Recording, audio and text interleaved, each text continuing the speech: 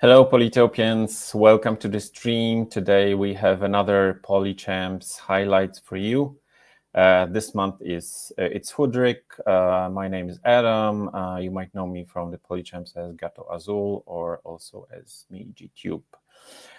And as always, I have fantastic guests with me. The first one is a real legend, the greatest champion of all time, the Arnold Schwarzenegger of Polytopia, a man who is everywhere and overall a really friendly and funny guy. Hello, Aino. I really thought you were going to introduce Chris after that. Now, what's going on, guys? Hi, Aino. Yeah, and together with us, also a very talented player, multiple Polytopia champion, one of the greatest players of the Square, and a fantastic commentator, and a good friend of Polytopians. Hi, Chris. Hey, I feel like you should have swapped those intros. I feel like Inno's a better friend to the Polytopians, but that could just be me. But hey, everyone. Yeah, I tried. Hope you enjoyed those intros. Yeah. Anyways, how are you guys Absolutely. feeling? Excited about the highlights? Oh, absolutely. Unfortunately, did not get to see Inno in finals for this month, but playing HOODRICK has been a blast, and I'm really looking forward to looking at the Simanti guest week as well. Getting two tribes definitely mixes it up a little bit, and I think we're going to see that in these games. Awesome.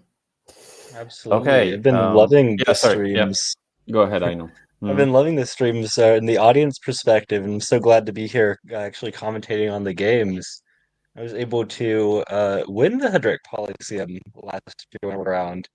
A little too busy this year to be playing, but hopefully, not too rusty. My commentary's still good. Yeah. Awesome. Always like top level commentary. Yeah. So before we start the HOODRICK highlights, let's talk about the recent forgotten update. So what do you guys think about them? Their looks, balance changes, and new text, because there's like plenty of things have been changed.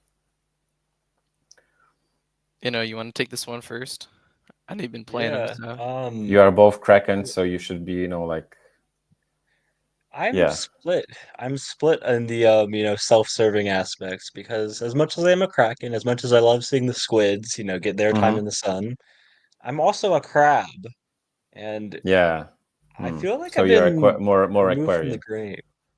Yeah, I love all Aquarion. In the skin, I was not feeling it with the toads until I learned that they ribbit when you click on them.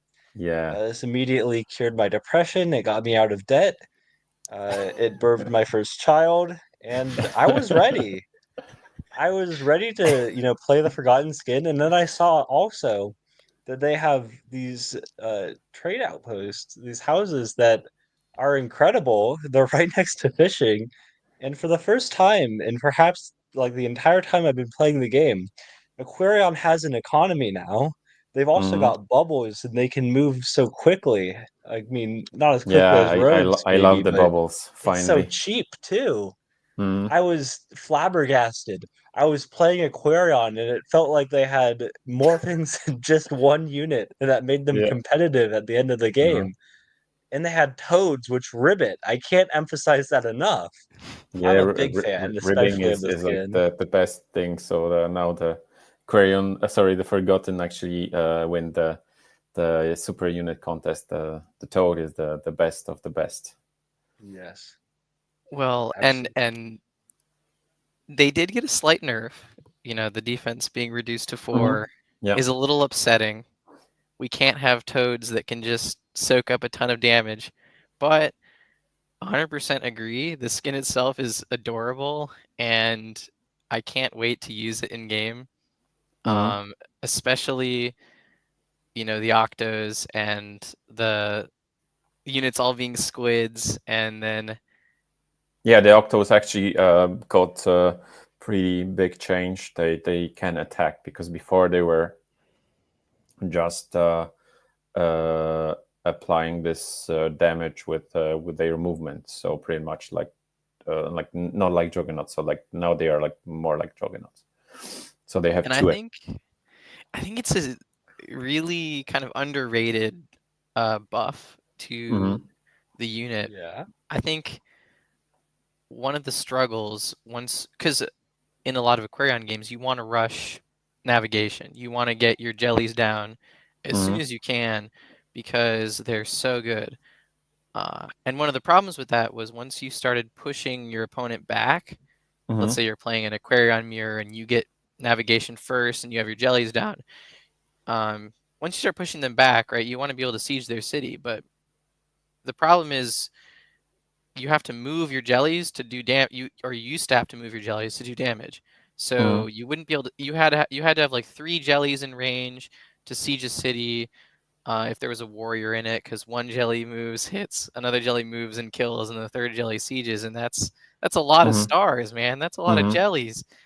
Now it's like I can move one and then siege with the other one, and the really cool part about being able to attack with jellies is it really changes how your opponent is able to defend, because now if they leave a unit in the center of a bunch of other units, right, you can actually kill that unit, and that makes jellies really efficient in naval battles where your opponent might be spamming a lot of rammers or things like that, because good point. before, right, the jellies had to move around the outside of the units, basically like trying to wrap around them because you can't use them to kill anything.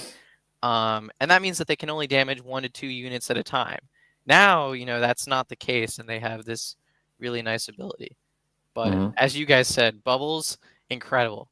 Really love bubbles. I started laughing uncontrollably. Inno and I were in a call, and we were looking over some replays, and watching toads move 3 tiles just started making me laugh. I just couldn't stop laughing because we've never seen a super unit that has 40 health be able to move 3 tiles like just on its own. Even 2 is amazing, but 3 is like crazy. And it's free. You don't have to spend any stars to do it. Yeah, exactly. No So roads. they look really amazing on offense, being able to reach the front lines really quick and even land some sneaky sieges if you can clear the city beforehand.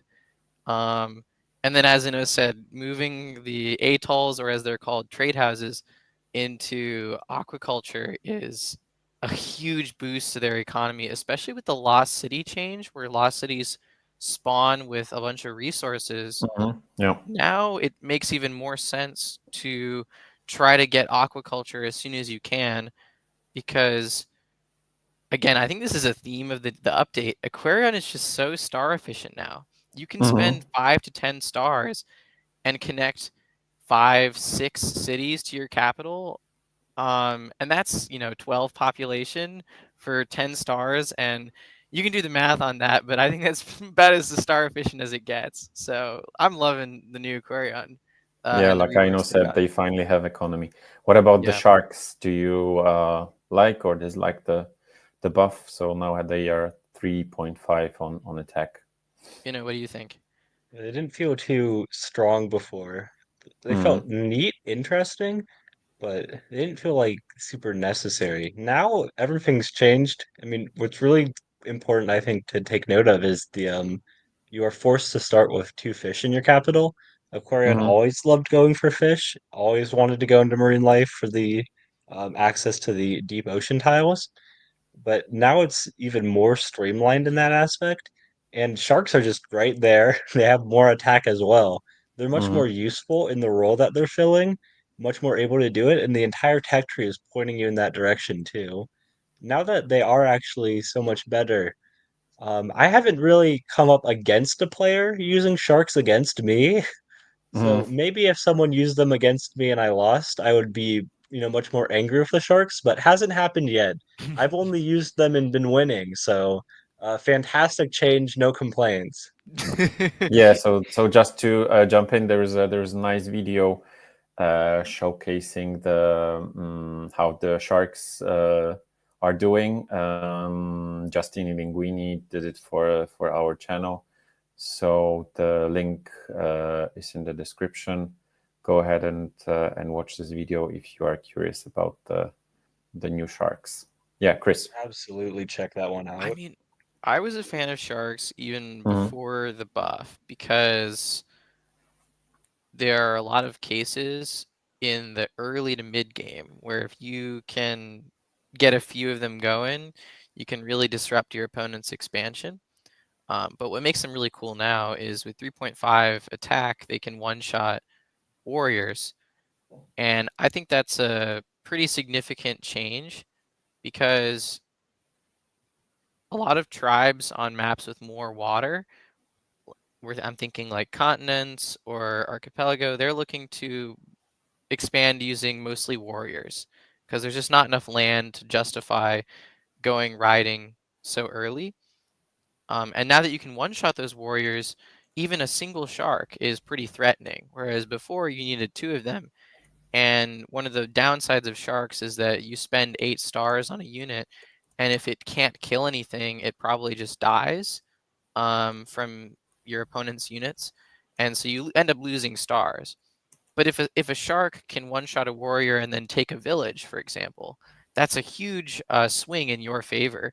And if the shark manages to capture the village, it's basically made its production cost back. And so I think it's going to make them an attractive option if you're, especially in those Aquarion mirrors, if you're looking to put a lot of pressure on your opponent early. And what's great is that you want marine life anyway. Being able to move on deep water is a huge boost to Aquarion's ability to play around the map and do things that other tribes can't do. And it also leads into navigation, right? You want to be able to see those starfish. You want to be able to Yeah, of course. identify how you're going to get into jellies later in the game. And if you happen to get a few sharks along the way, that's even better now. And they have the chance of really doing something that they couldn't do before. So I think we're going to see more of them. I definitely think we're going to see more of them. I always thought they were really fun. I'm a huge shark fan myself, although yeah, but a lot of people were complaining that they're too squishy, and at those 8 stars were like a bit steep, for what you get. They're still really squishy, so it hasn't. That might still be a problem, but I like to think of sharks as units that you don't want to buy a lot of. You don't want to have your entire army be made up of sharks, because they'll just eventually die and probably lose you stars. But having a few sharks here and there to cut off your opponent's expansion, and being able to get a few sharks later in the game if your opponent has toads of their own, or other super units that you need to deal with, is really nice. Some interactions I think are cool. If you're playing in Simanti, you can one-shot segments that don't have a defense bonus. And that's a pretty nice change. I think it's going to help them be more efficient at taking out centipedes, especially since Aquarion has a relatively low forest rate. So it's unlikely that the segments are going to get defense bonuses while Simanti's attacking.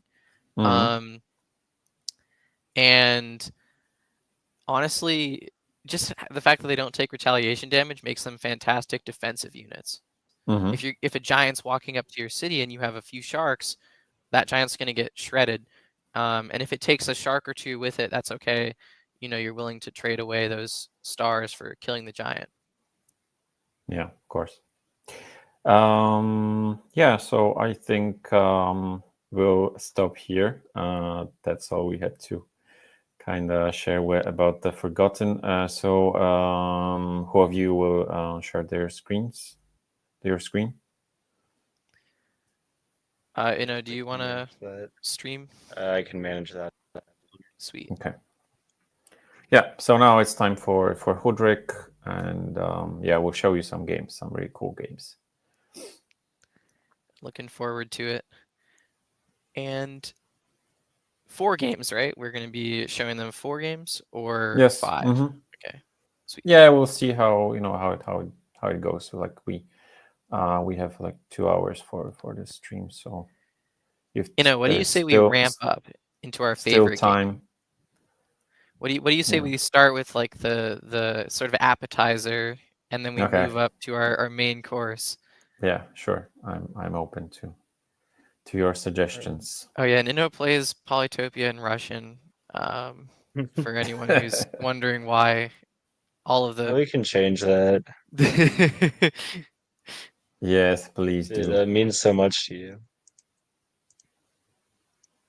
Okay, let's put some HOODRICK music. Which game specifically, Chris, are you thinking is the appetizer?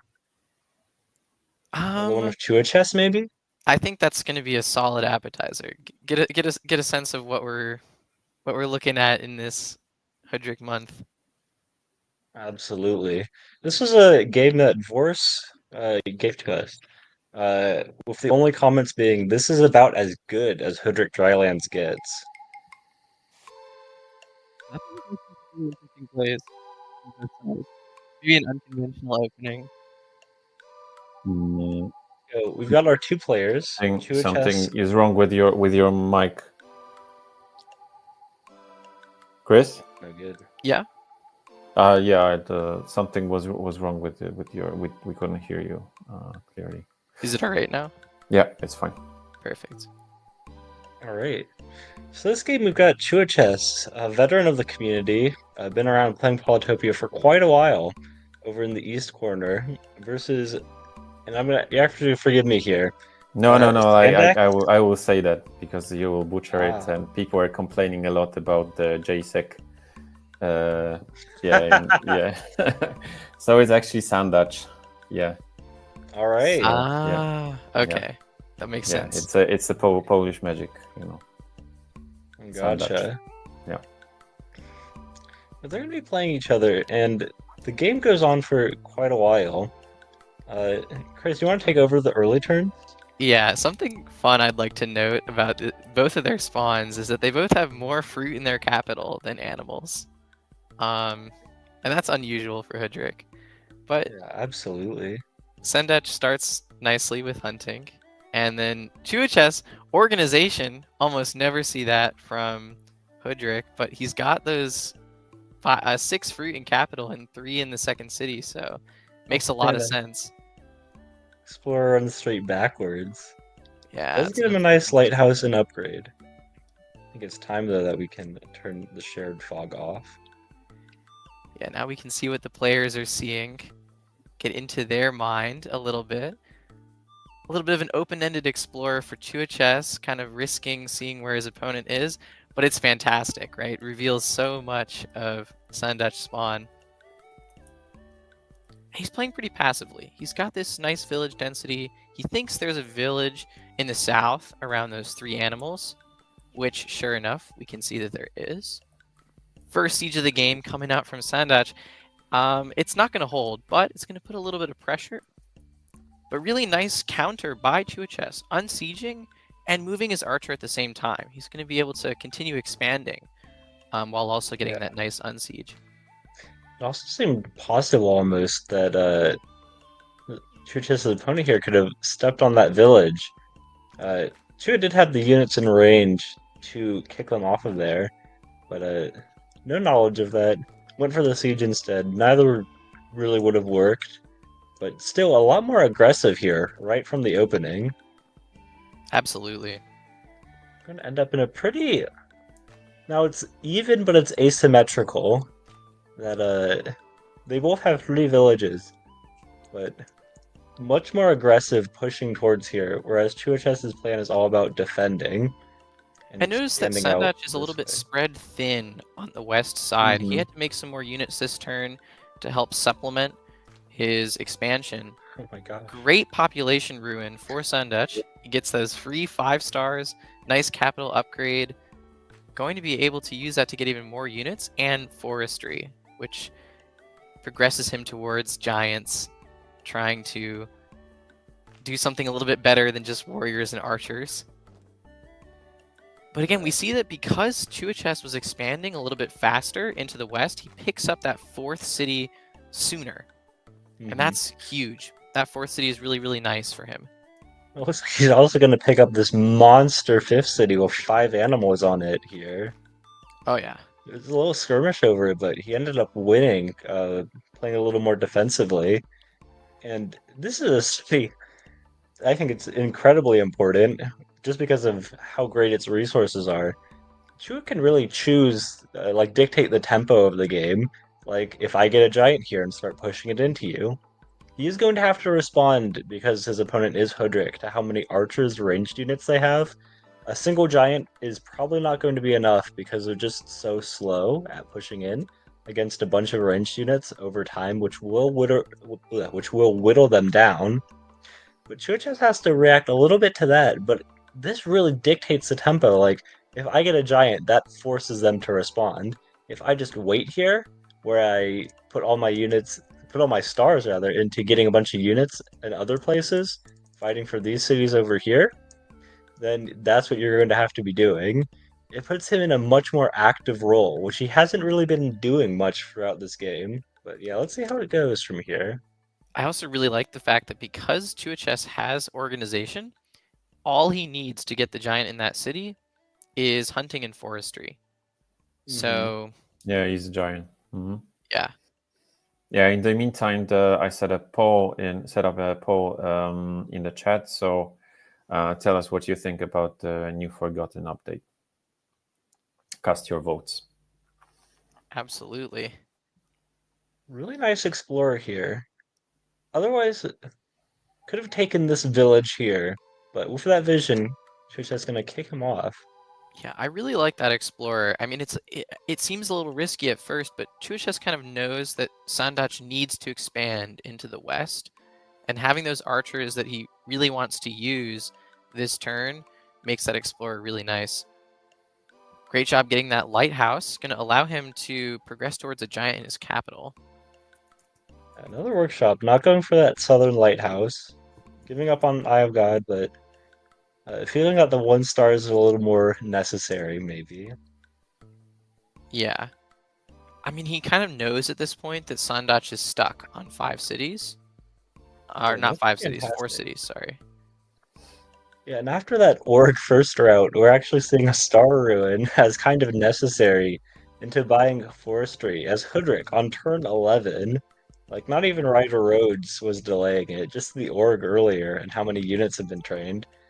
Very unusual stuff, but he's able to pick up Forestry now, and these higher city upgrades should be no problem. You know, just 1 chop to get a giant, but he's going to get Border Growth. He's feeling way more interested in the late game potential of way more than 1 giant on that capital. Yeah, and using those chops to pump out a few more units and continue to apply pressure. If we look at the relative size of the 2 players' armies, right, Chuchas has far more units at this point. However, Sandach does get the first giant of the game. Yeah, this giant's way far in the back, but this is something very important for all games. Giants are also income.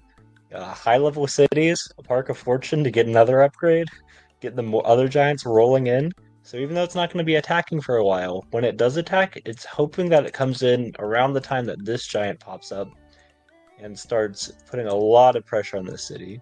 Right now, Chuacha's targeting these villages, holding them down. This looked like, from the outset, a village very much Sandach, but Chuaches is controlling it right now. He's got a few units around his capital doing the, I'd say, bare minimum for defense, but he's really concerned now about these giants pulling in. He just doesn't have the units to deal with it yet. He's definitely reacting to what his opponent's doing right now. In the east, at least. In the west, he's pushing. Oh yeah, giant push. Otherwise, he couldn't prevent a siege over here next turn. Yeah, beautiful giant push. And definitely eyeing Mathematics Ruin. Huge for Sandach. Mathematics, of course, essential tech for Hoodrick.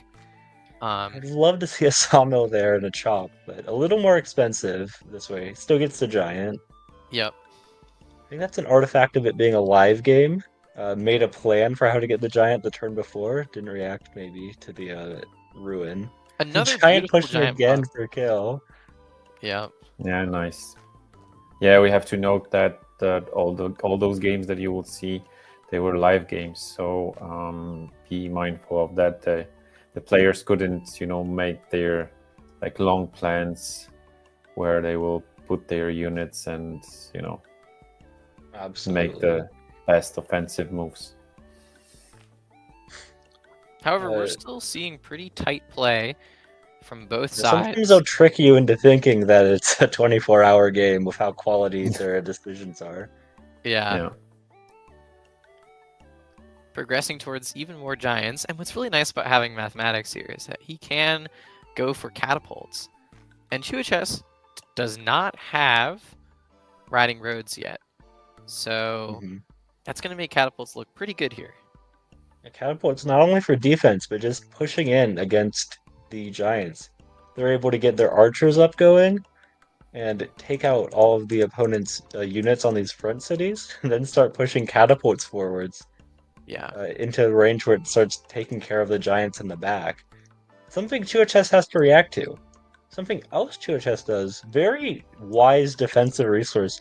He's going to go ahead, use his killer monument, and get border growth on this city right now before he captures up here. He wants these two forests to be in this city's range, or even if not those two forests, the farm. Now that is already a ton of giants. Like mathematics, or maybe even like roads and the monument he gets for Grand Bazaar, 6 cities, like also farming. Absolutely 2, like bare minimum, with a little bit of investment, and then 3 if he goes a little crazier, investing stars in the city. But 2 or 3 giants after this border growth. That is a very well defended city against, even if giant pushes this giant over here, sends all the units up to this city. Chuachess is recognizing that this is a defensive vulnerability. This city much more easy to defend, so he's trying to put all the resources he can into the defense of this city. Very smart. And talk about securing the villages in the west at the same time, right? If you pop a couple of giants over there on the front lines, right, you can just walk the giant towards the village. Very easily secure it. Yeah. Again, his big problem is not over in the west. He's been locking that down for a while now. Big problems all coming out over here in the east. So gonna pick up a giant here as well. Yeah. 3 giants around defending this city. And this is now a great opportunity for Sandach to try to get some catapults down. To counter the fact that he's got those 3 giants. And there's the first one. And Chuachess playing passively on the south side, southeast side, but going riding. And this is where he can start to turn the tide if he's able to get roads. Right? Roads are going to allow him to pick off those catapults and make some really aggressive plays towards Sandach's backline.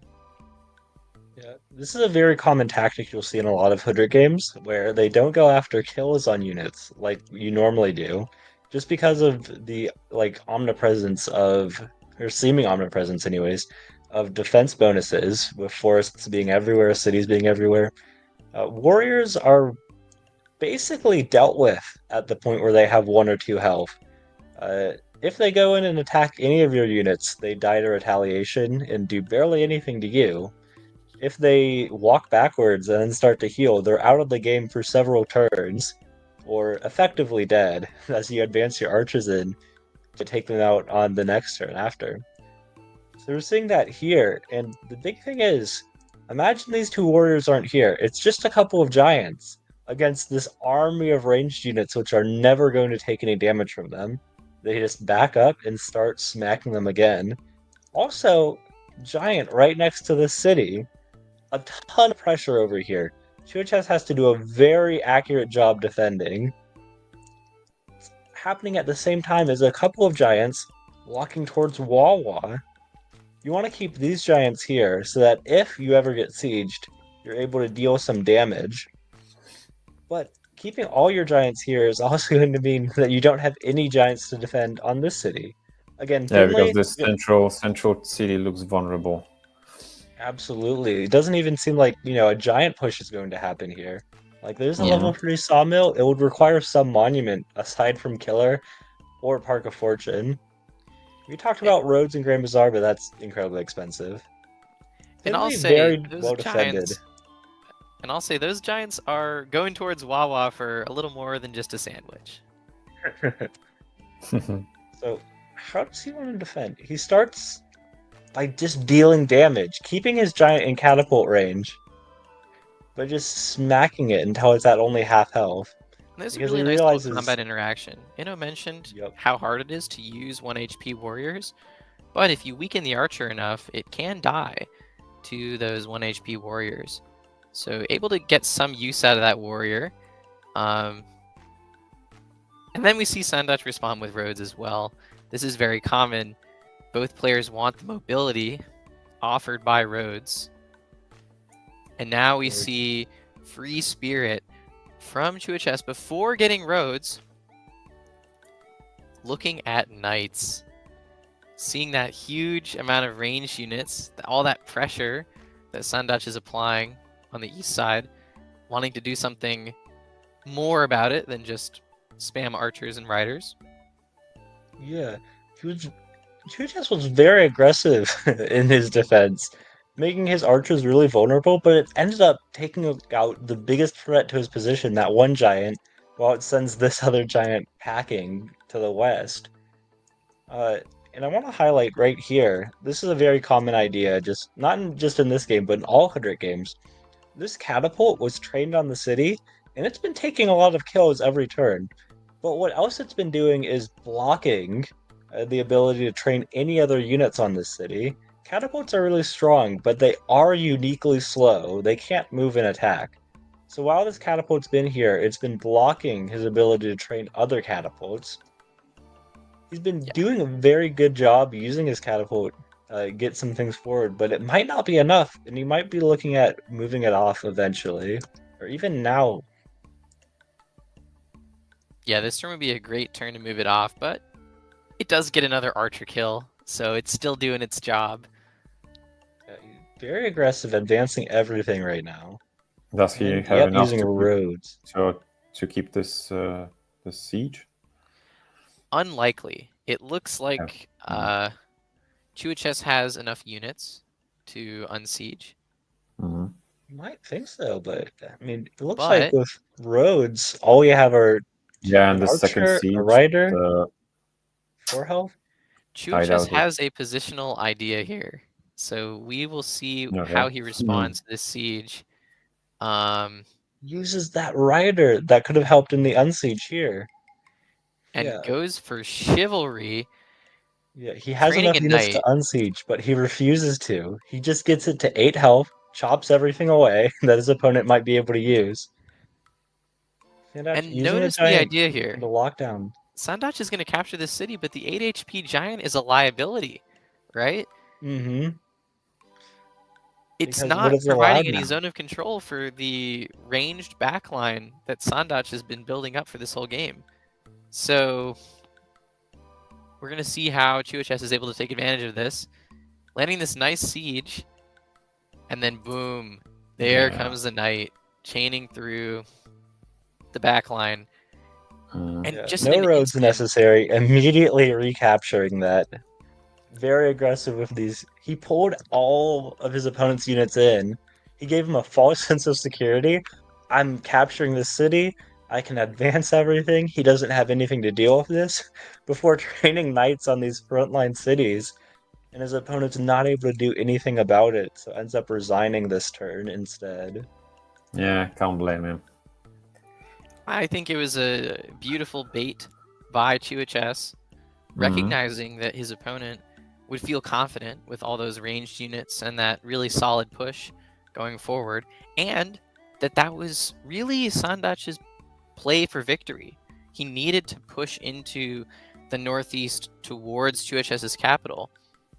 And so to him, that city was the most important thing. If he captured that city, he was winning. And CHS kind of played with that psychological game a little bit, recognizing that he would feel that way and using that to his advantage. So just really well played at the end there. Yeah, good game. Okay, so let's jump into the next one. What's next What on game the do you want menu? to talk about next? You know, I think the Master and Simanti. Yeti Peaks? Ooh, Ooh, Simanti.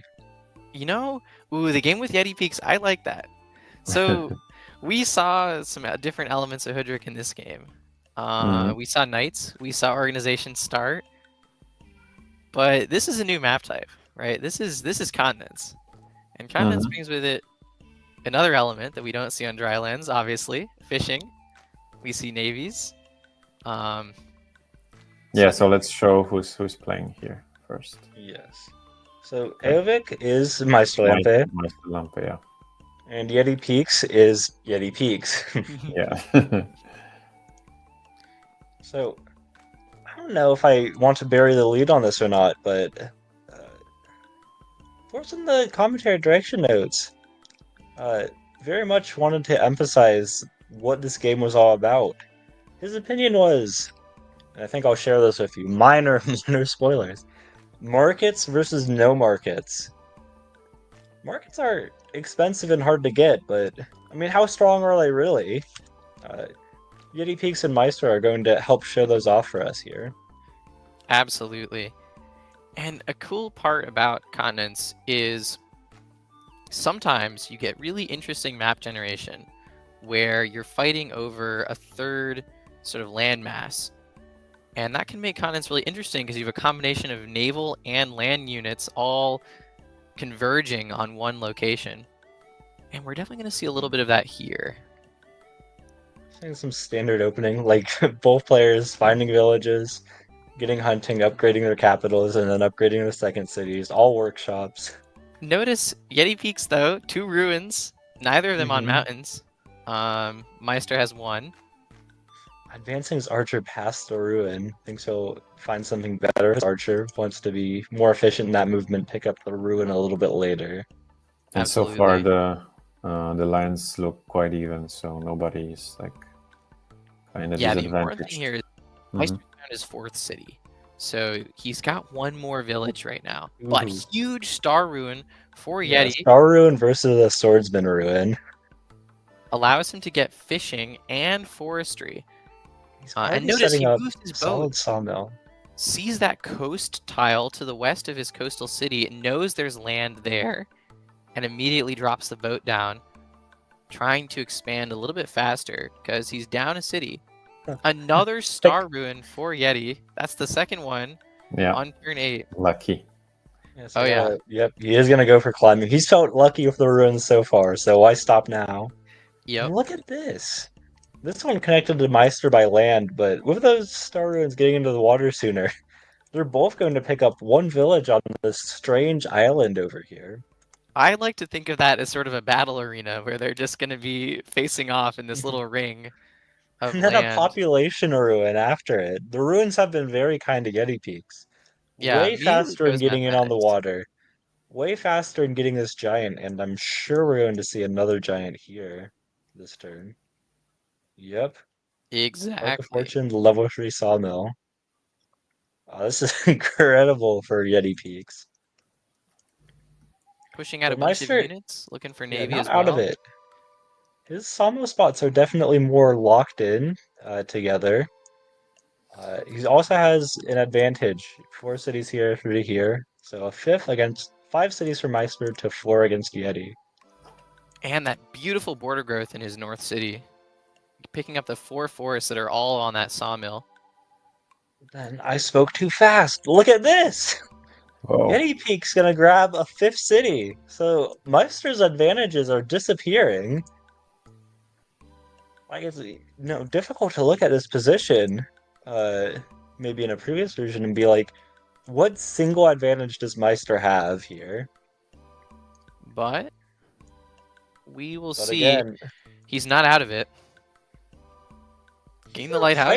He's gonna fight. Don't underestimate Meister. I saw so many games when he was like on his back foot, and then amazing wins for him. So Meister's a very talented defensive player, and can put up some really frustrating defenses against strong attacks.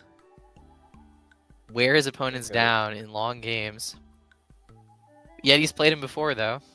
Frequent bullet player is Yeti Peaks. Picking up another giant. That is 3 giants right there, all going to become juggernauts in a minute. Yeah, on the same turn that Yeti gets fishing. Yep. We have first Yeti's blood. We do have first blood. Yeah. And here's an explorer from Yeti Peaks Going after that lighthouse, but going to reveal that nice ruin and dig a It's little time to bit turn off shared into Meister's terrain. Yeti's vision's pretty good, but Meister just has this really strong economy. You know, he's got all these giants he can get with these sawmills. That's another giant. yep, port connection for giant.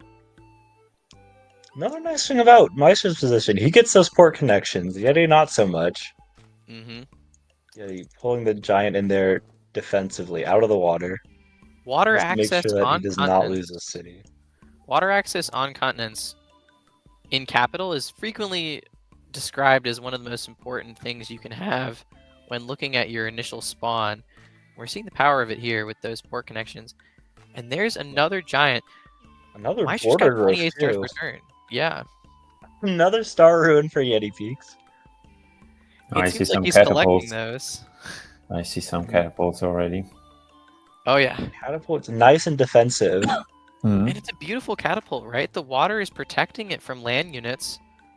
It will just be able to rain down boulders from go. the safe side of the continent. And market. There it Got is. Meister's play. He's got the markets popping out this turn. He only gets one this turn, but we already see the way he set up these however many turns ago, he's getting ready. Market spot here, market spot here, market spot here, market spot here. The way that his cities are locked together, very great for market spots. Turn our attention to Yeti Peaks. We have like a level 3 market spot here, and then a level 2 market spot, and that's about it. We've got like 5 stars per turn in Yeti's markets. Whereas Meister was going after them from the very beginning of the game. The second he was planning out, not even putting down his sawmills, but planning them out and figuring out what lumber huts he was going to use, what city needed border growth, he was getting ready for exactly this. He knew that he was feeling that he was going to go for the long game, and it worked out because in the immediate game, he's not winning against Yeti Peaks, who got onto the water so quickly. He's going to siege with his giant here, but with that catapult, with all the stars that Yeti's dumped into the water, it's going to be real difficult. He isn't able to actually get that. Very nice defensive from bomber. Yeti Peaks. Yeah. It's It super is a little safe. vulnerable, but it seems so safe as well.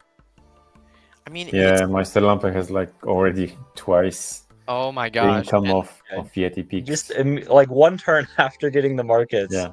we're seeing exactly why they're this strong. 48 stars per turn to 24. Double the income already. Yeah. But look at Giants this are naval helping him, dominance. yeah, establish Yeti himself Peaks. on the water, but he's losing a lot of health on these units. The archers using the Unfortunately- roads in the land Yep. connection to take out that bomber from earlier. A And little that's too another- aggressively placed. It's another great thing about going for markets is you get roads along the way. And we can see that because Meister's land connected to these 2 cities, can use roads effectively to help defend. Yeti Peaks, though, Do you see any kind of bridge play from Yeti Peaks so he could do the same? he would need a border growth in his west city to really look at strong bridges. Otherwise, I think that would be later down the line for him. He would need knights or something like that to really be super threatening. But 24 stars per turn is still significant. He can still use that to save up. However, right now, as we can see, he's spending a lot of his stars on getting rammers, getting scouts, trying to establish naval dominance. It is And Meister's working. Like responding really Meister's well. giants are getting melted. You gotta But look play at this really nice siege. defensively. Just to Yeti not trains get a blown aggressive out. catapult and immediately gets punished for it.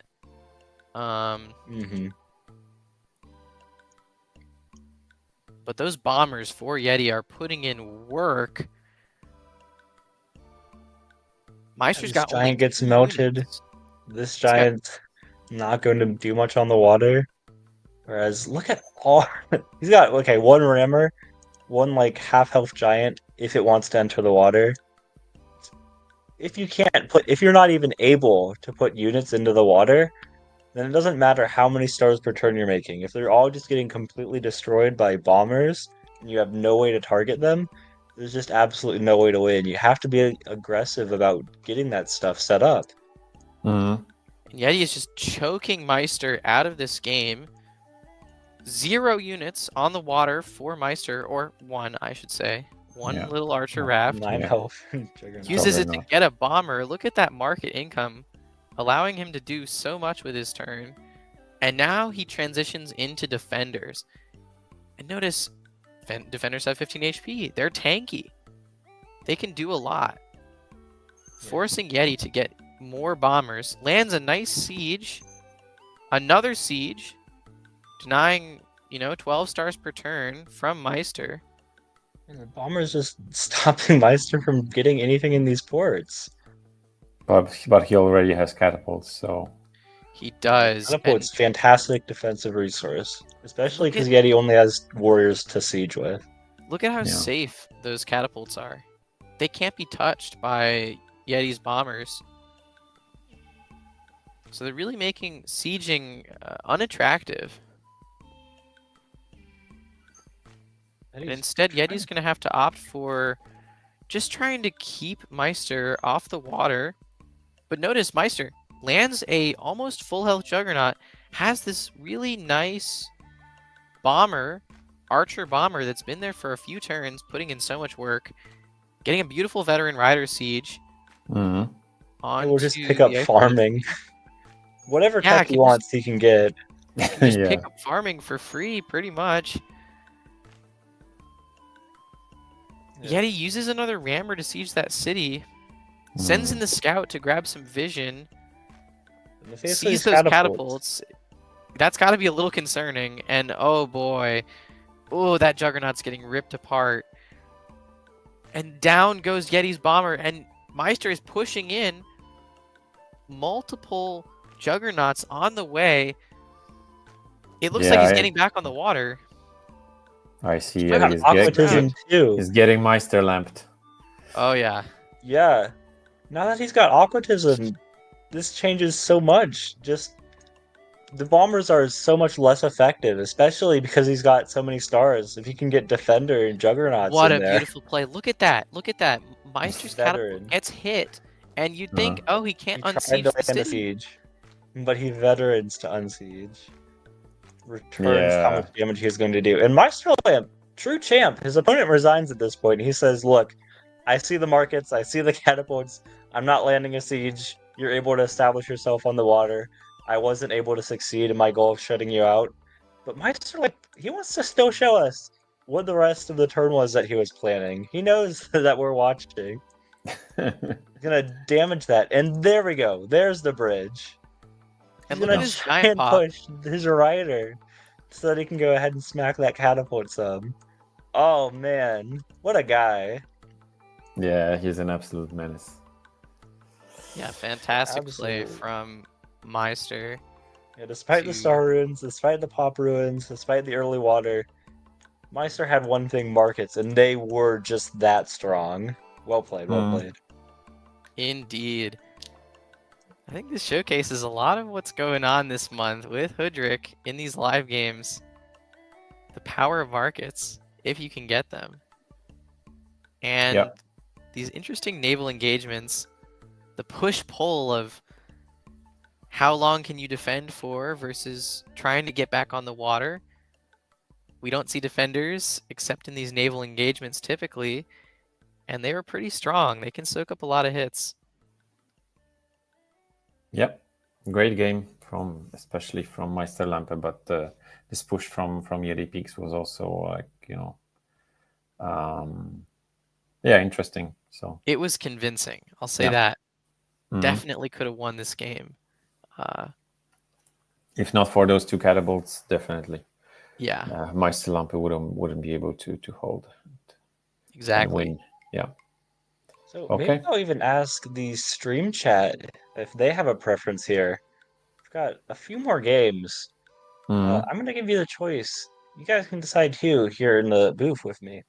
But do you want to see Maestro Lampe's game where he takes on Simanti, or do you want to see another Hoodrick game with another island right away? Yeah, and for now we have 15 votes in the forgotten poll.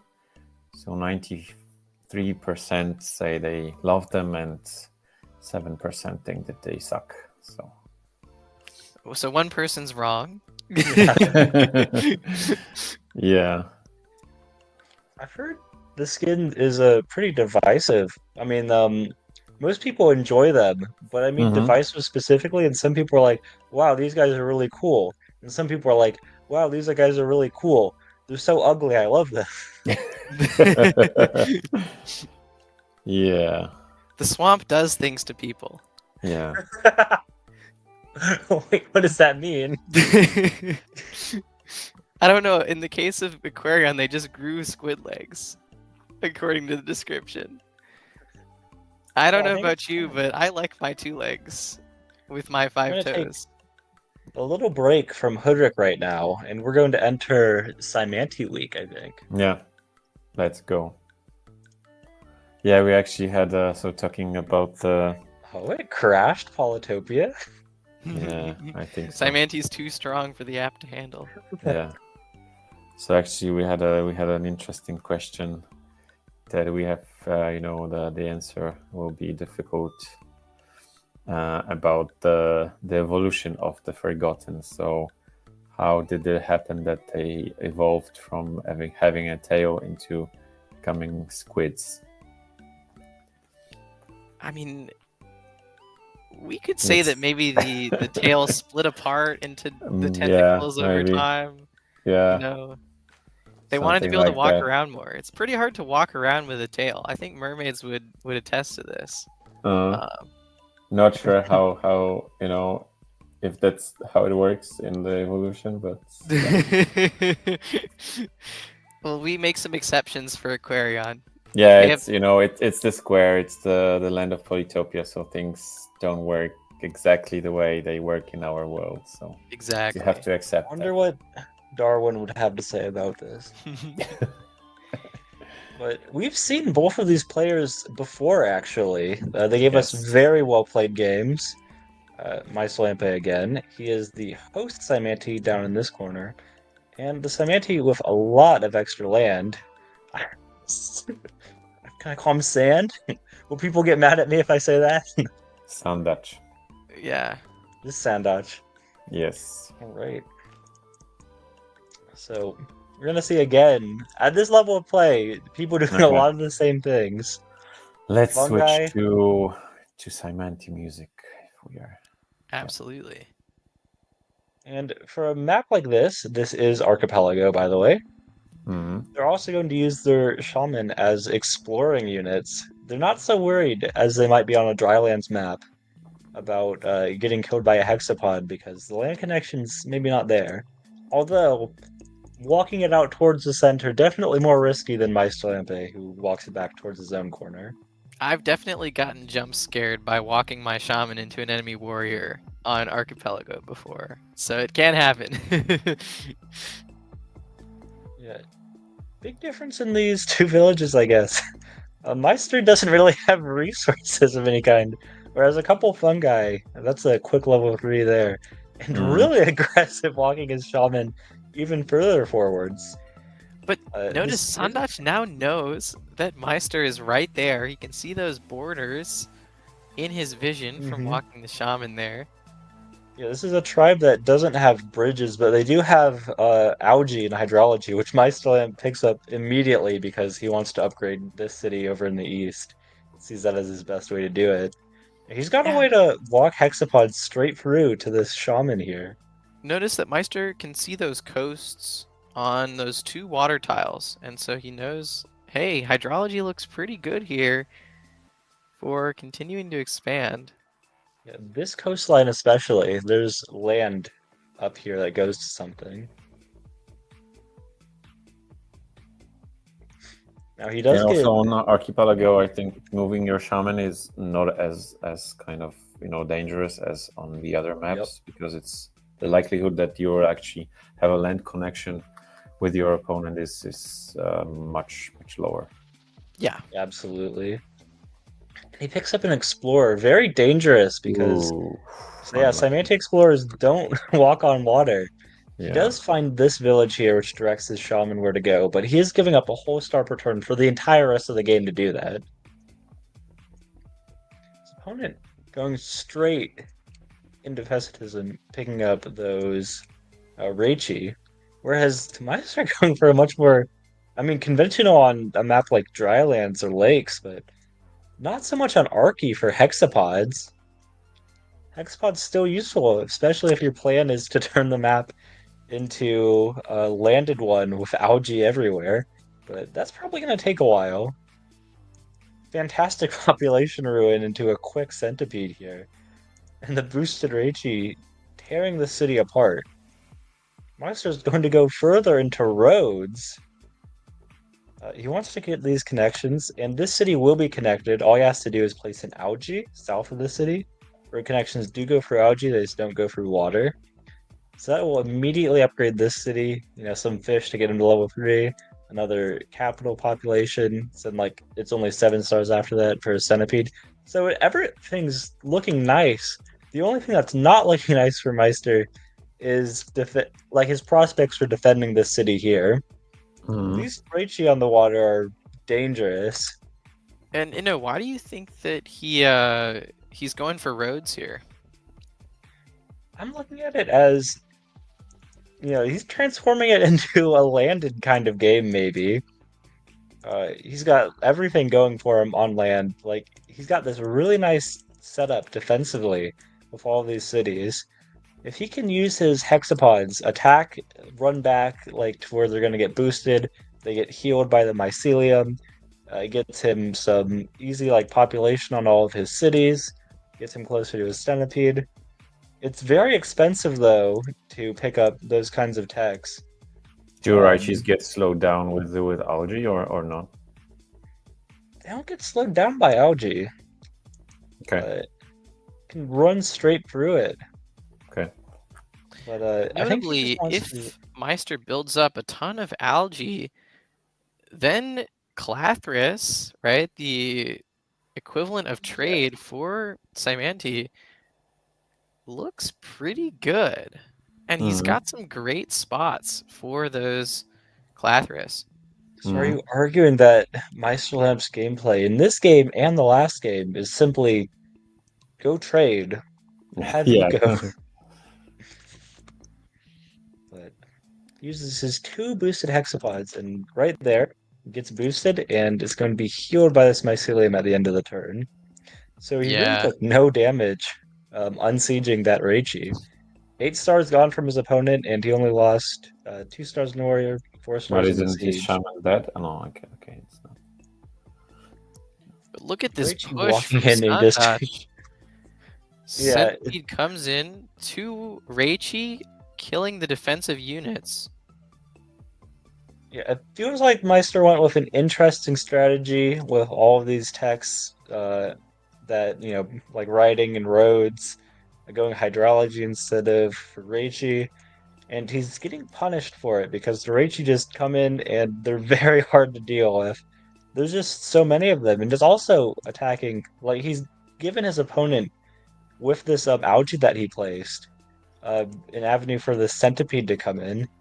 And it doesn't seem like there's any reason, I guess, that Meister should be winning this. He goes after that Reichi, the much more threatening one, right by his shaman, and he's making sure to use this word as zone of control. Could you switch to the separate visions? So, yeah. Absolutely, yes. Okay. There is a play for his opponent here. He doesn't see the shaman there. Oh, okay. But he does have vision here. The Reichi, if it were able to kill this warrior, man, This boosted one, it moves immediately. It was here at the start of the turn. This boosted Reichi can walk all the way down, kill this warrior, explode this segment, and get a shaman kill this turn. But he doesn't see the shaman there, so he's just going to go for the safer play. Okay. Sieging this city and capturing. But being aware of where your opponent's shaman is always important. Absolutely. And I'm going to actually change it from the auto perspective to Sanchez's perspective. I'm going to see this pop up, and we're going to see, yep, that algae pops up, immediately upgrading, gets the algae population and the roads. And this is the most important thing. We see the warrior walk forward and then get boosted.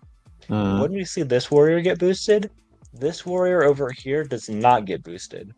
So we know the shaman is on one of these 3 tiles where it can boost here, but not on one of these 2 tiles because it did not boost this warrior here. Yeah.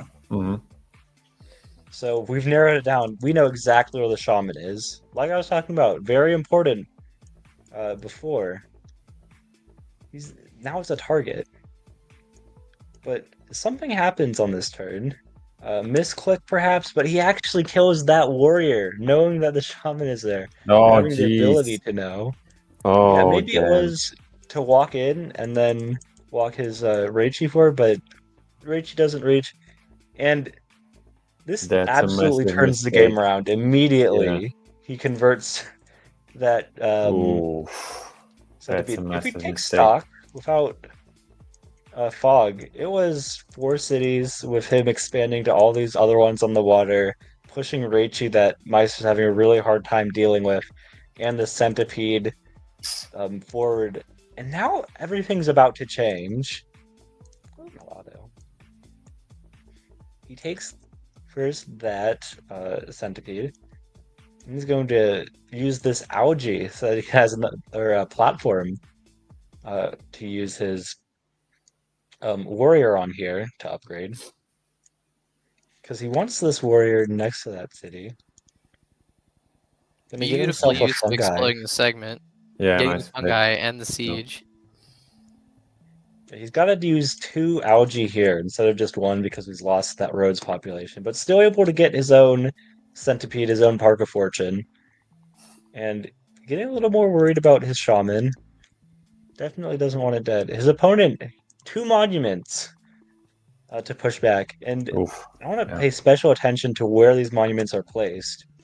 They're placed in these 2 spots right here, which make it very easy for him, even if he does lose the city, which, I mean, just looking at the position, in all fairness, it does look very likely that this centipede doesn't hold, because it is against a couple of centipedes, like the shaman boosting hexapods, like throwing the kitchen sink, in essence, at this centipede here. Meisterlab probably will take this city back, but he's going to delay it as long as he can. He's going to try to fight and make sure that it doesn't happen. And if it does happen, not quickly. And even if it does happen, now these 2 monuments here, it's very difficult because he is bottlenecked. Like in pushing on land, he can only go through this 1 algae to this 1 land tile if he wants to start targeting this city in like a land-based attack, which all of Meister's units, again, Meister's tech tree doesn't have Reichi. Doesn't have even Faichi, like any units that can navigate these water tiles. Very dependent on algae, and he's blocking these really nice tiles for algae already. And algae are expensive, 5 stars per 1 unit. Yeah, and in the meantime, expanding out into the other sides of the map as well, picking up those villages that he can use to pump out even more Reichi. If we look at his vision, right, he's sitting on 2 cities and then a 3rd one next turn, plus a ruin. So he's gonna have Reichi can't target that ruin. 7 cities in a moment here. Yeah, I think is bizarre though is in the defensive effort, he actually gives his opponent a algae by exploding this Reichi. Oh no, yeah, he does. And that Yeah, gives this Meister centipede the was only able to be targeted on this one tile, but now a couple, and with these hexapods being able to bounce backwards, it actually ends up. It would end up, I guess I should say, with Meister being able to kill, but Meister responds by blocking his own fungi algae tile so that the centipede is not a target for him anymore. So I guess it's a little interesting play from both sides. But notice the mycelium healing the poison. yeah. But Sandach just Running retreats. away. Does not want to engage with the massive amount of land units that Meister has right now. He gets climbing, looking at trying to Nice. provide additional tiles for his units to sit on, right? Border growth, same idea. Essentially adding more land to his empire so that he can keep fighting the land game. It feels to me like Sandach is playing Archipelago and Meister's playing Drylands, but that might just be my perception of this game. I'm inclined to agree. Meister though able to pull it back, and now he just needs. Looks like he's going for it even too. Just a couple more algae is going to get him another centipede on this city. Look at all the algae. Opponent's It's monuments. everywhere.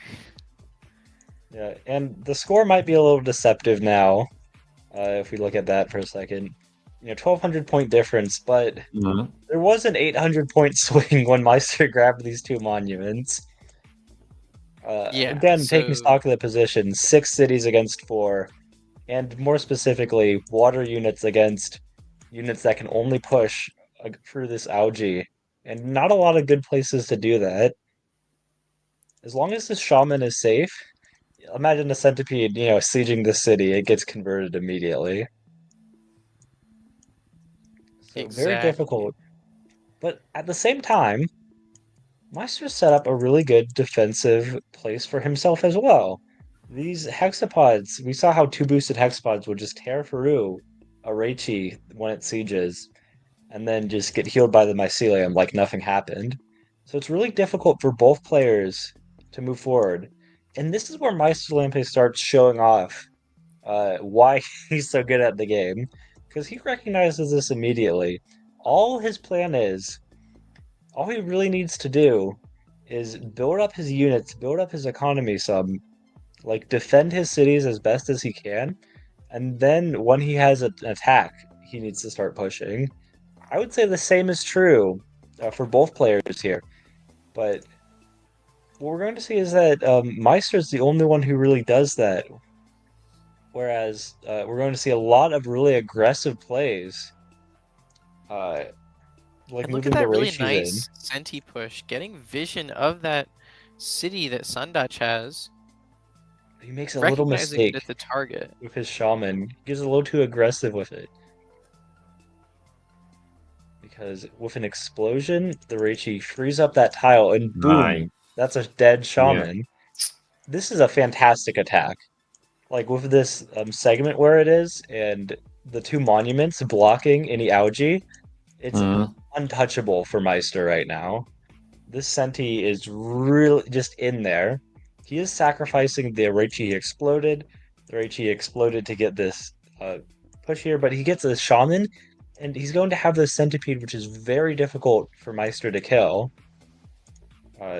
Very smart use of those monuments from earlier. They were really well positioned.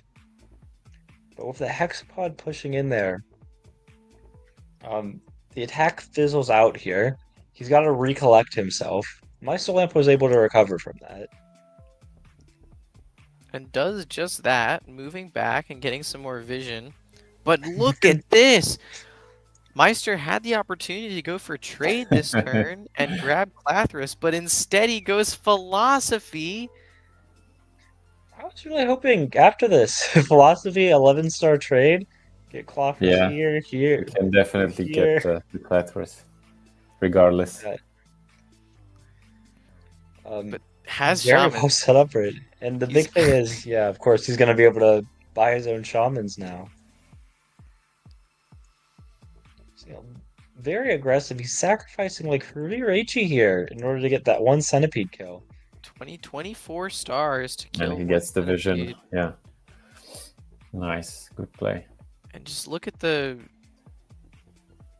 Reichi getting melted here on the crackback. And now There, finally, on turn 21, Meister decides, okay, I'm playing Archipelago. Yep. Finally picks up some of his own Reichi, and he's got a Shaman to boost it. Yep. That Shaman kill that he sacrificed so much for, not much in the face of philosophy. And Meister's just continuing to set up his algae, continuing to basically grow and attack. I like to think of his position as sort of a bomb that he's waiting to drop on his opponent at any moment. His units will just explode out in all directions at the same time. Seeing really aggressive here, like pushing everything in, but And look at all that those algae. units getting melted. Boom. Hexapod Siege, Senti Segment to block. All the Reichi are dead. And now he's able to kill Reichi over on that side as well. And beautiful play by Meister. And as we can see, Sundutch cannon siege.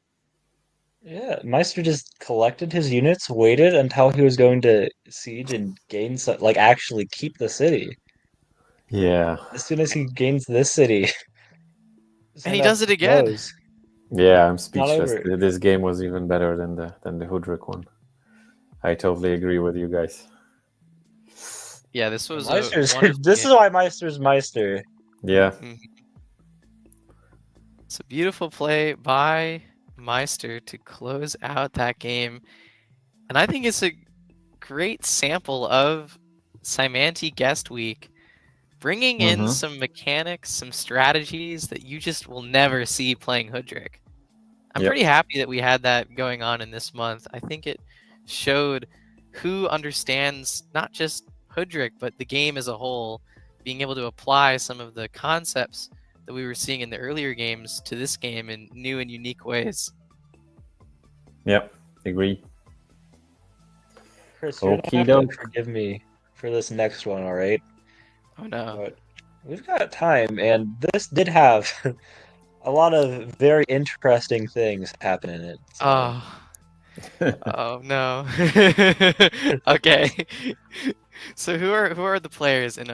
Who's playing in this game? So if we look at it, we've got Mikhailzad and Chris Krakens. Do you know this guy? Yeah. I've never heard of this guy, actually. I have no idea who this guy is. I'll leave Fog on, leave it as a little bit of a surprise. I mean, I probably gave it away already the way I've been talking about it, but. All right, well, so spoiler, it's me. What? Me. Yeah, both players again, exploring with Shaman, getting the and we are back ready. on our Archipelago, right? We are. Yep. A little different this time. No warrior to explore over into the east. We're seeing immediate second fungi to get that level 3 a little earlier, whereas Chris is going to pick up a warrior. Level 3 a little later. Way later, actually, goes for that fungi first. And we're going to see archery over here. Normally, yeah. These, I mean, if you're Simanti, you got your 2 units that expand on the water. Well, I mean, you've got hydrology to make sure that you don't have to expand on water. But then you've got Reichi, of course. And then also your Faichi, because these guys are air units. They can fly over the entire map, any kind of terrain, with absolutely no penalties. So no climbing necessary to be on this mountain here. And what's really interesting about Faichi is if they move on to mountains, they get the mountain vision as well. So they can make for very effective exploratory units if there's a lot of mountains in your terrain. Yeah, especially in the kind of rapid expansion game, Faichi are really interesting because they're much less expensive than Reichi. They're much more spammable in the early game just for exploring purposes. They are a lot more frail, of course. They do gain that vision, and that's really important for Simanti because Simanti is a tribe that their explorers can't go on the water tiles. They have no techs that allow them to access any water tiles. which is what dictates if an explorer will be able to walk over those or not. So if either player, picks up like an explorer on this city, well, hold on. If I move it like this and turn off shared fog, an explorer over here would seem great, gets a lot of vision over in the west, but it's Simanti, it just doesn't work like that. And also, Faichi poison units. So Faichi are great ways to make algae if your opponent is attacking on the water, which can be really helpful for setting up land bridges and attacks with centipedes. They don't get retaliation damage as well. Yeah. Yeah, they're great. Well, they're valuable support units later on in helping out poisoning other units. Much less expensive than Reichi, which means you're actually able to train everything. So they work in neat ways, but generally not favored for Archipelago. Maybe more on lakes, you'll see them. But Chris, you pick up hunting here for that level 3 on this city.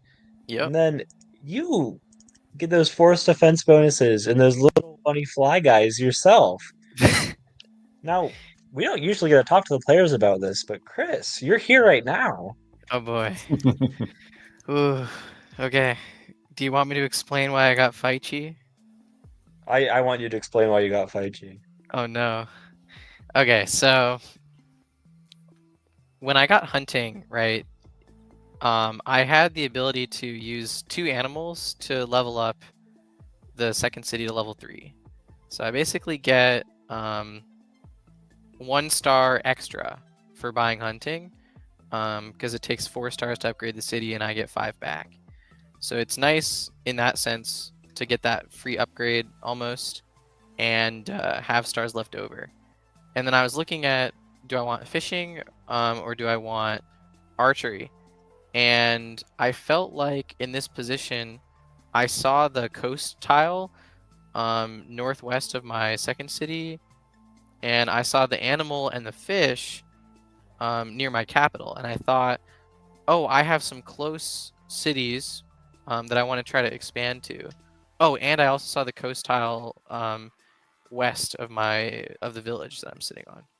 So I'm thinking, oh, I have lots of villages close to me. I want to try to expand quickly. I think I'm going to get Faichi instead of Reichi. Yeah, so both players in this game end up going Faichi. Both, pretty solid reasons, but it's a really equal, if asymmetrical position, with the one player getting the upgrades earlier, and hosting, of course, getting them these Faichi right away. So I'm excited to see how this works out. He immediately finds you with the boost with the mountain vision and takes out your 1 Faichi.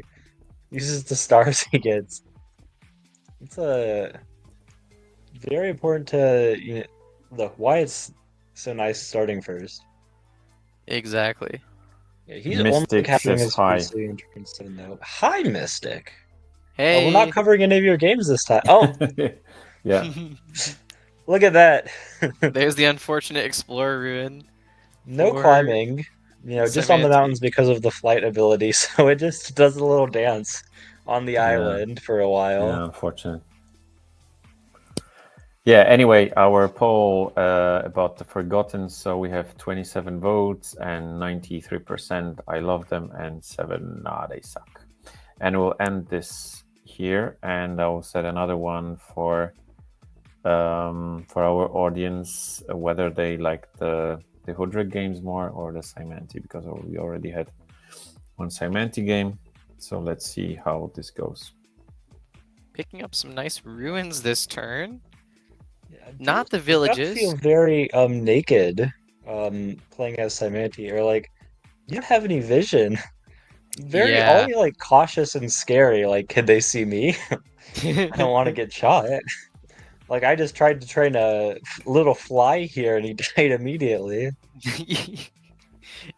The way I think about this is that your Faichi are like gunslingers in a Wild West movie where they're standing, 50 paces away from each other, and whoever shoots first wins, basically. Unfortunately, so far, Mikhail has been shooting first the majority of the time. So my Faichi are getting shredded.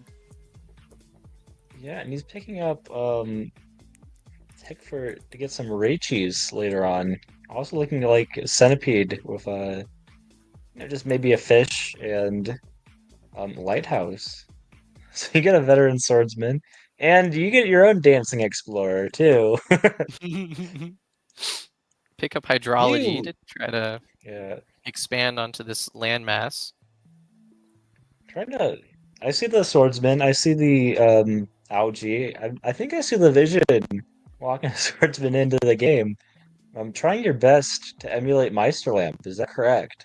That is absolutely correct. And riding could be quite good here if I get enough algae down. Using the lighthouses, going to be able to also pick up a sentient capital with the algae. So, Mm-hmm. Yeah, and walk then the establishing this centipede. front line of algae. Yep, he's making his own Unfortunately, algae for you. I had to walk into that city too. yeah. Unfortunately, he does. Ooh, should I play in the next Polysseum? Yeah, Mystic is asking. I think I this think plays you out should to play in Polysseum anyway, because then we could play each other and maybe our game will get featured on the stream. Yes, So you're always welcome, Mystic. this is something I would say for maybe anyone listening. Everyone's welcome to play Polyseum, and they're a lot of Exactly. fun. Exactly. You don't have and to if you be like a pro. You can yeah, play. if you don't Okay. know some of these names, these people, a lot of them are pretty new to the scene. Some of them have been playing for a while, Meister, Chess, but Sandach, fairly new. And he's already playing wonderfully. Like, you learn a lot, you improve, and then you create beautiful games like these. Hmm. So advancing in, he's got the ratio way ahead of you, and they're already doing damage. They really Going are. backwards. Scared of the swordsman a little bit, and there we go. First centipede on turn 12. Uh, Definitely something you only see on Archipelago for Simanti. Oh, Mystic, don't worry. You're not alone in having a loss featured on the broadcast. Chris, I didn't say who it was. were you emulating Meisterlamp in the Explorer as well? I don't want to talk about that Explorer, Okay, okay. actually. It happens to everyone, like. Yeah, I was 12, the really Explorer is hoping that here. there would be at least one land tile connection to his city in the west. Yep. But Yeah, but I to be really fair, like like that. they are the only tribe that don't actually take advantage of the explorers except the drylands. So it's really easy Yep. easy to kind of click the explore.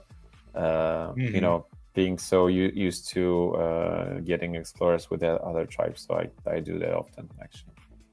yeah, I Yeah. can't remember whether or not I misclicked there. I don't think I did, though. I think I did want the Explorer. Okay. I really like this Park of Fortune here, just with the two fungi. Um, you're able to get your centipede, and then, hopefully some algae pops up here. A variety of ways, blow up your own Reichi, kill a poisoned unit. You've got a lot of stuff to deal poison damage. And then just, siege this city, setting up aggression over here, setting up aggression over here, trying to use those land connections as best you can. Ooh, a Star Yeah, Nice Ruin. Star Ruin. Mystic says that he had already 3 losses featured. Yeah, so he's a bit of a lost king on our Played channel. beautiful games. It's just that, your opponent won, They're featured not because you lost, but because they were beautiful. And you were part of that. Yes, beautiful experience. Nice Our recycling recycling ruin. ruin Are as we, opposed to keep our fingers crossed for some, one games for you to be featured. I'm doing my part for the environment. Got that recycling ruin. Unfortunately, it's not going to help me too much. But the fungi are leveling up that city, so I can take a nice population growth.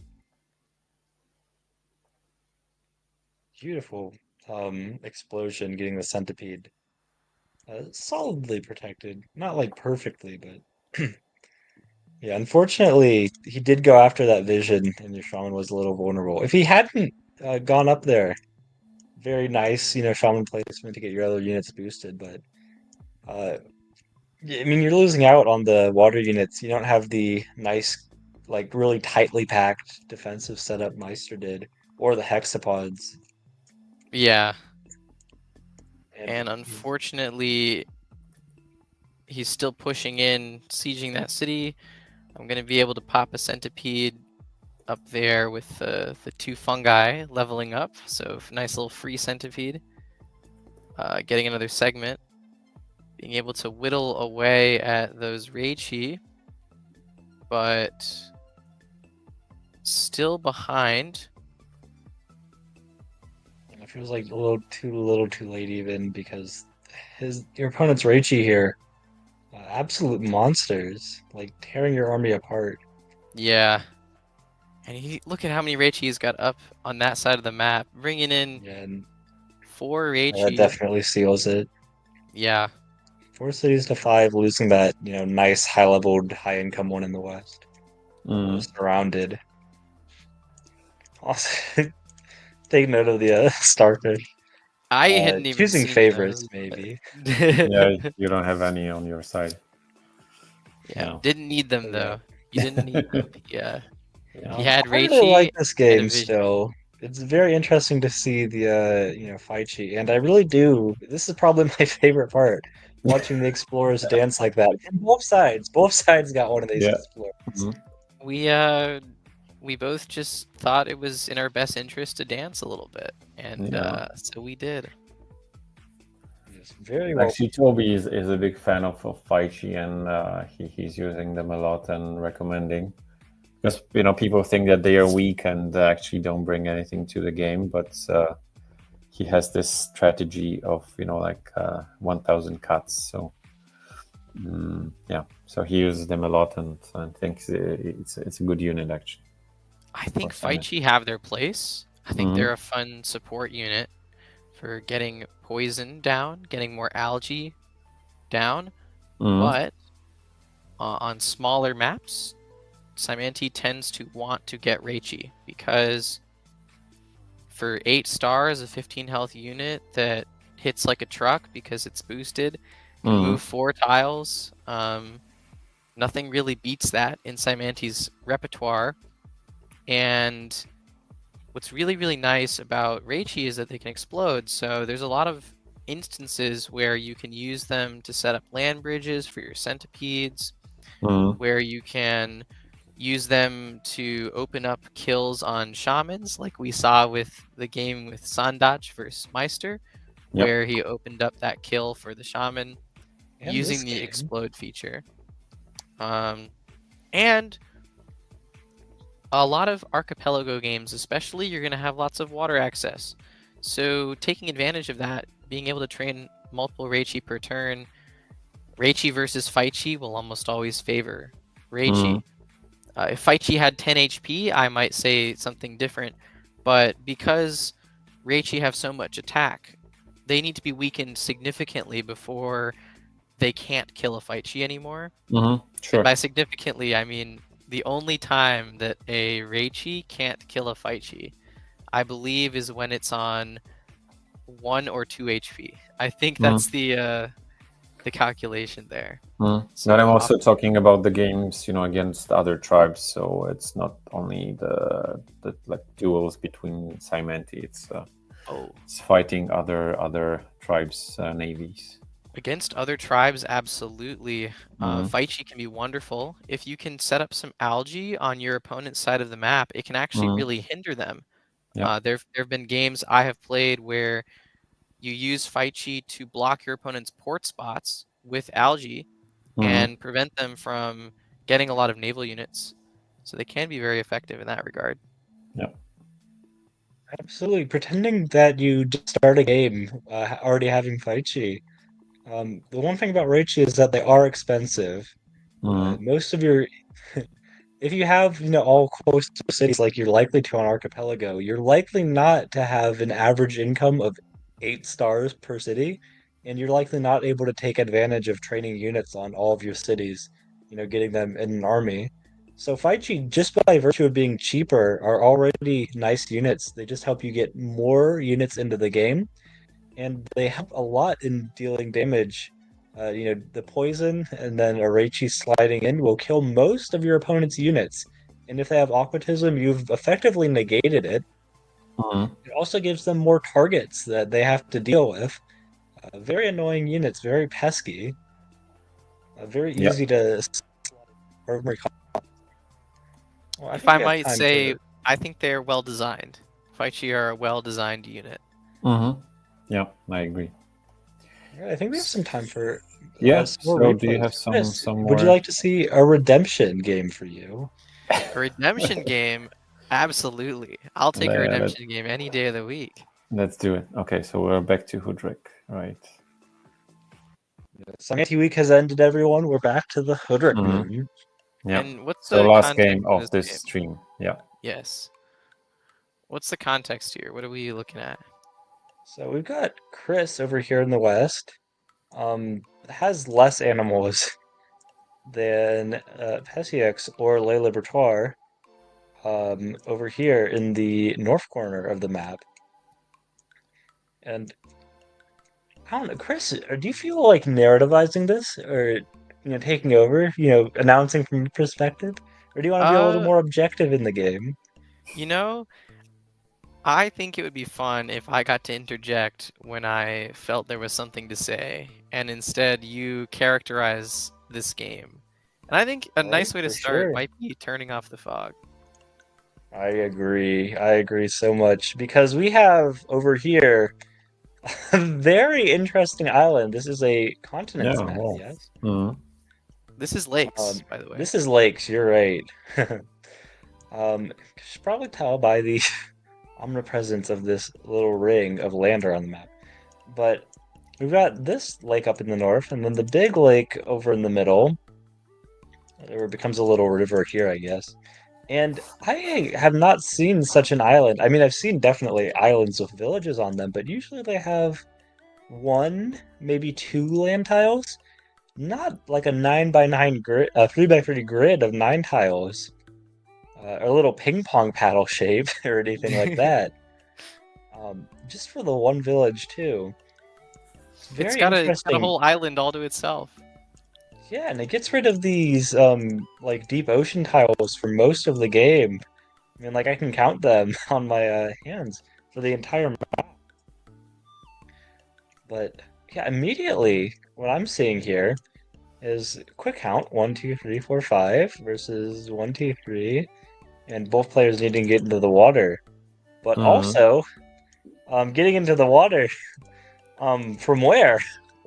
Yeah. So Chris, you got not a lot of animals, not a lot of great water access, not a lot of villages, and I mean I've already spoiled it, I guess, with this being a redemption game. But you do something very interesting throughout here, so yeah, we will see how this plays out. I'm trying to shared fog. It's a little snapping right now.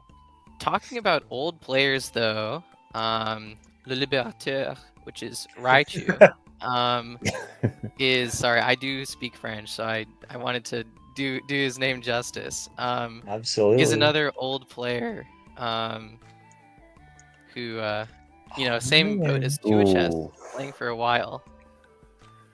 Unlucky. I get an instant replay on that. Let's get the rewind for this explorer. This poor guy. So the explorer, he does pick up, the only fog he can and explores towards your opponent, but decides, I won't reveal him. I'll show you vision on your island, everything that you already saw before. Yeah. An instant replay here. Before, after. Okay. So now I know that I have no water access whatsoever. Yeah. You do see the ruin, though, so yeah. There is that. There are always some positives, Exactly. He's advancing, training a lot of units, getting ready for if he needs to be a lot more aggressive, but he really won't need to be that aggressive. There's not a lot for him to do. And you do get a really nice ruin there. I think stars really, just put you back in the game. Like Star before, it ruin? was seeming impossible. Star Ruin. Yeah, Mm-hmm. fantastic star ruin from Chris here. Into forestry. And again, I think I'm gonna see you channel that Meister, that market man, with the way I'm seeing these chops happen already on turn 6. Getting ready for those market spots. And we've seen how powerful they are and how they can turn something around. But, Indeed. still, in the face of this, an opponent who has not great, but who actually has water access available to him in that way. Really quick, nice economic start for you. You're going to see similar ideas, getting some units, but we're also going to see organization pop up early here. Looking for this explorer, I assume. Yep. Yet forestry, so. But Yeah, really much nice better explorer explorer just for from. them. Yeah. Okay, he gets the lighthouse too. Rewarded for population and vision on all of your cities. He's going to know what your plan is. And boom, border growth. You're able to actually get into the water now. Get your own giant on turn 8. Fantastic. Like before, I wasn't seeing anything, but I'm seeing the means by which you're going to be able to actually even turn this game around now. Nice Having that border population growth growth allows here. for the water access, but also mathematics early, getting the second giant of the game up in And capital. yeah, look at this. I see a market here, a market here. Two See, nice high level market spots right there, 7 and 8. Plus being able to immediately go fishing because less cities, lower tech costs. That's the one advantage of having less cities is you don't have to spend as much on technology. Yeah. And I'm not saying the same like ideas for like markets because I see like great market spots for these cities so connected to each other. Like a lot of sawmills and markets right next to each other. Even higher level sawmills just placed up here and chopped. But over down here in the east, this is maybe just contributing to this one single market spot and maybe a second with border growth. But I think I'm seeing already the ways in which you're going to be pulling ahead in this game. Managing to find that island Capturing city. the island. Yep. Your cities, your techs are looking great for you to be able to, because it is, into markets, a lot of techs. But with, so few cities, and also so high level cities, you're getting 18 stars per turn, and writing is still only costing 7. Indeed, and I saved some stars there. 7 stars left over. Preparing for that. And your opponent doesn't have immediate access to your city, so that's also Yes, there's a little choke point, and we talked about the game afterwards. He and I talked about the game, and he said his biggest regret in this position right here, around turn 12 and turn 11, was that he wished he had attacked me earlier. Applied more pressure. Yeah, if he'd like have gave been you time. pressuring the city from the water, like with a bomber or something. Maybe not. Well, if we check your vision, actually, bomber seems very possible. Maybe not on stars, but you're not going to be able to shoot that, and he just starts taking out that city, like stopping you from developing into the water at all. Yep, roads. Fighting and roads before the city capture. We're going to see an explorer here, naturally. And boom. This explorer much more kind to you than the last one. Yeah, capital vision. I can finally see what he's been cooking over there. Explorer ruin that walks all the way around that lake. Very important explorer ruin, actually, because now he has that lighthouse. So he's got 3 out of the 4 lighthouses. This one doesn't seem that hard for him to get in his own corner. So it was a free giant it granted him. I'm finding out now that this village is sitting on a pretty large island. But there's the first market of the game. Level 8 market. Yeah, nice. Definitely more limited than Meister was, just because of how many cities you have. You know, the limit of one market per city. But fantastic market spots already. You got an extra 10 stars per turn over him. But he goes ahead, picks up his own markets.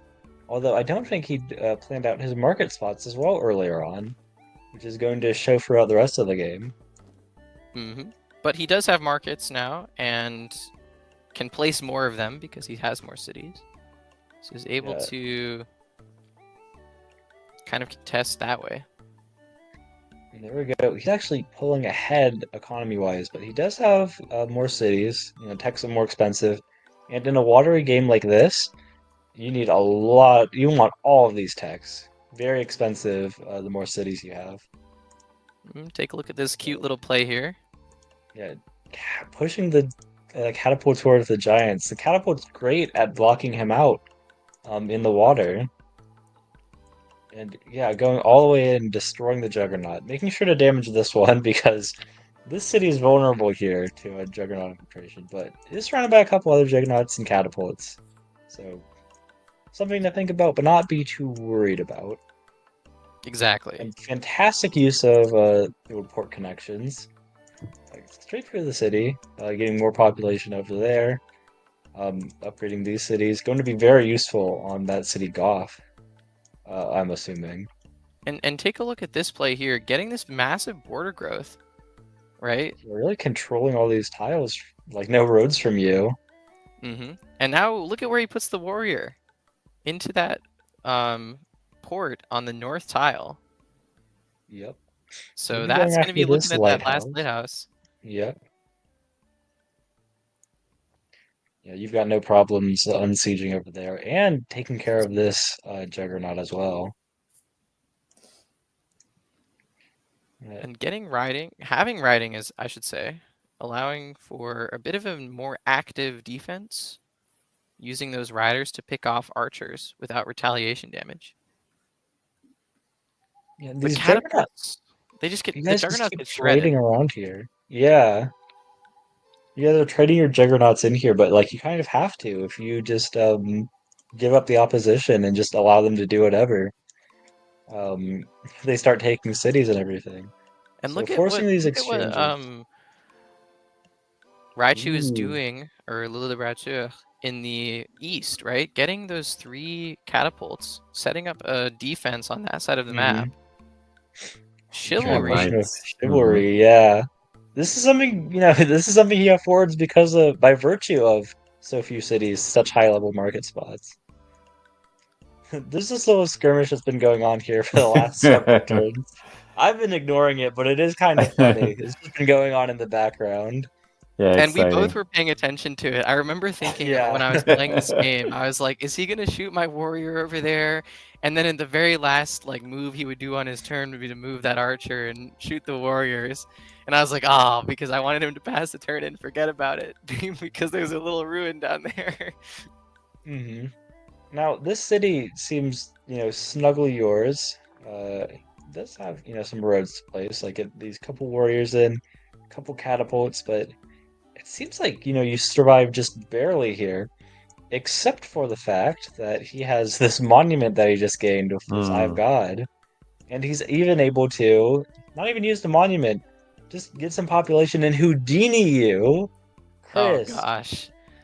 Oh, not in my redemption. What? I thought this was my redemption game, I'm not supposed to be getting Houdini in my redemption game. But yeah, this is a little bad for him, actually, even. The Houdini is nice, of course, eliminate that giant. Yeah, but you have that knight. The way he achieved it with this knight here. That goes straight through. And another giant siege. He's just giant pushed here, so... So I'm thinking to myself, what is he possibly going to do?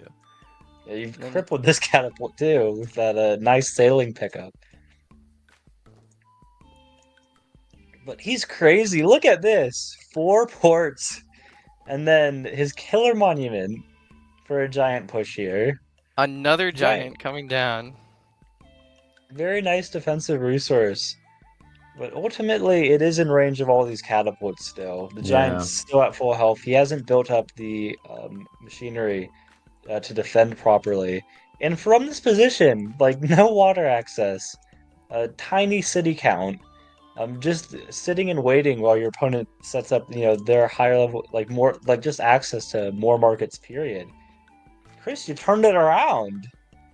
You know, after this game was over, I remember going into the Polyseum discussion channel and just saying, "I'm shaking." That's all I said. That's all I said to him. And this was on the Polyseum finals that happened a little while ago, and I think this really set the tone for the rest of the day for me because I did end up winning the other 3 games that I played after this.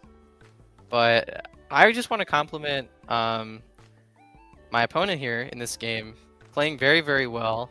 The Houdini was unexpected, and I was like, oh no, because I thought he was going to turn it around. Getting the Eye of God as well. And unlike the game with Meister versus Yeti Peaks, both players get markets here. And you can see how much it changes the dynamic of the game. I mean, look how many ports are on that one coastal city. That is 49 stars worth of ports, just right there. And the fact that both players can afford that is pretty impressive. And I just found this map very interesting. As Inno said, not often you see a map like this showing up, and sometimes lakes maps are heavily influenced by things like starfish. But realistically, neither player needed to get the starfish or even wanted to. They weren't in particularly in their corner. But I'm very curious. What did your opponent say about this, like kind of being slow at the beginning? Because we also have to note that it's like he gave you all the time to kind of expand. So yeah, we had that little early game exchange where we meet each other and kill a couple of each other's units, and he sort of retreats. And I think that was probably his biggest regret. As I mentioned before, we have this little early game skirmish, and he sort of backs off. And I think that in hindsight, he does end up regretting this choice to back off here, to stop playing down, let you develop. offense. But what was it like? Did he feel safe and confident that he will be quicker on the I think this putting explorer, ports and this explorer was what really made him feel secure. Okay. He sees that I have 3 cities and no water access, realistically, or very little water access, probably. Meanwhile, he has 5. And if you look at the score screen right about now, this is reflected in the score, right? I'm about 800 score behind, which is roughly the equivalent to 2 cities. So this is sort of the typical win by more cities type of game, where if you just sit back and grow your economy, then you can win later on in the game. I think what really turned it around, and what I think he wasn't necessarily accounting for, was how annoying the catapults would be on my side of the lake. It's very hard for him to touch them at any point in the game. They're quite protected. And that meant that despite the fact that he has lots of giants and he puts them into the water quite quickly, they do just get shredded by those catapults. And then his coastal city goes from being really, really good because it has all this water access and all these resources to being a liability because all the catapults are looking at it. So anything he makes there just gets killed. All the juggernauts going straight into it. Yeah. Well, yeah. I'll replay this turn then. After getting Houdini'd, a really simple recovery because of those catapults. Exactly. And having the knight that turn, I realized I didn't think he was going to Houdini me, but I realized that whatever he did on defense would probably involve advancing his catapults and using up all of his support units. So the knight here is a threat of chaining through those backline units if they stay where they are. And the fact that he Houdinis me just makes that knight a little bit better. Absolutely. He resigns just a turn after. Good game. Okay. Yeah, we have this HOODRICK Simanti poll, so it's pretty much equal. Yeah, so Simanti is winning, but it's like 58 to 42, 12 votes. So I guess our audience enjoyed all the replays that we presented. So we can be proud of ourselves. So thank you for voting. Any last words from you? Something you wanted to share? Wonderful day. I wish everyone watching a wonderful time. If you want to show us, actually, if anyone's seen a kind of island formation like this before, the little ping pong paddle, or like a lot of land in a kind of lakes map like this, please join the Discord. We'll talk to you. We're friendly. We won't bite you. Go ahead, just give us a ping. All those links should be in the description. Really want to hear from you guys. Absolutely, and thank you to you, Gato, and you as well. This is a lot of fun, and hoping I get to do this again because commentating's it's a really good time, and I hope that you guys watching out there enjoyed seeing this gameplay. Hopefully learned just a thing or two that you can use in your own games. Maybe a new look on HOODRICK. I know a lot of players look down on these tribes. Maybe they think they're a little bit worse, but we can see the power of these tribes. They can really do a lot. HOODRICK, getting those markets with those easy sawmills can really have great economy. Yep. And obviously the Forgotten Skin. I hope you guys are getting to enjoy that. I certainly am. In my next few games, I will be trying them out and seeing how they play. But otherwise, thank you so much for being here, guys. Really appreciate it. Yes, a million thank yous, Gato. No problemo. So thanks everyone for watching. We'll be back next month with the highlights. And thank you, Aino, and thank you, Chris, for being today with me and commenting and sharing all those great games. Absolutely, and thank you for having us on. Appreciate it. Yeah, great. So see you on the next one. Bye, guys. Bye.